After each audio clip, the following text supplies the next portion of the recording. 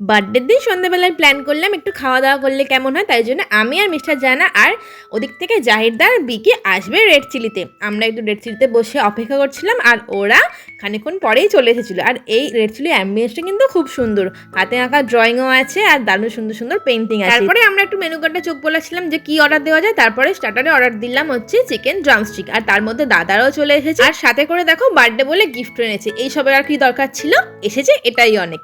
নাও এবারে একটুখানি খাবারটা এনজয় করি, সবাই মিলে খেয়ে নিলাম চিকেন ড্রামস্টিক। তারপরে আমাদের মেন কোর্সে চলে এসেছে বিরিয়ানি। অনেকদিন বিরিয়ানি খাওয়া হয় না, আর রেড চিলি বিরিয়ানিটা সত্যিই খুব সুন্দর আর কোয়ান্টিটিতে অনেকটাও দেয়।